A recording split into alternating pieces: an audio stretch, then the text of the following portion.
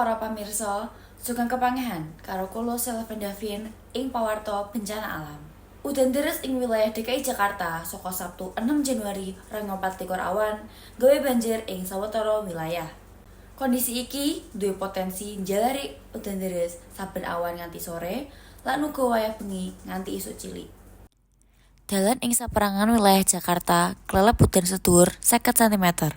Banjir iki isih iso dilewati motor lan mobil sing lewat. Nanging motor lan mobil sing nerobos banjir iki malah nemu mati mesin. Para warga ngarep-ngarep kanggo sacepete oleh bantuan becik saka pihak BPPD, PSDAP utawa instansi terkait liyane. Cendake dekne kabeh ngarep-ngarep ben pemerintah Kabupaten Ciliwung cepet tanggep jero nangani bencana sawerna iki.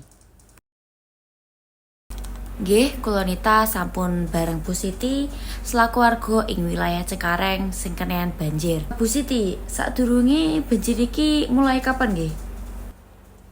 Banjir iki kejaba dina Selasa. Banyu wis dados dumateng jam sekawan isuk cilik. Kira-kira apa sing migunani banjir iki kejaba, Bu? Menawa kula banjir iki kejaba amarga udan deras banget. Nanging banyu wis dados dumateng dina Senin lan banjir mula dados dumateng dina Rebo isuk cilik.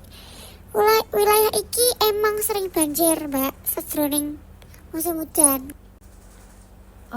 Menawa menurut Ibu ana sebab liyane selain udan deres sing migunani banyu dados dumateng? Menawa kula iki uga salah warga-warga sing buang sampah nang banyu, Mbak. Lan salurane niku lho kesumbat. Matur nuwun Bu Siti. Kula Nita saka TVRI nglaporke. Matur nuwun Nita.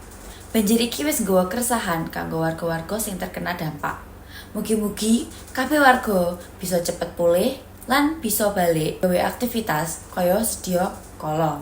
Kita uga kudu ngucapake matur nuwun kanggo para relawan, petugas kemanusiaan lan pihak-pihak sing sampun nglakoni tugas kanggo ngewangi warga-warga. Sampun kersa saking TVRI, sugeng enjing.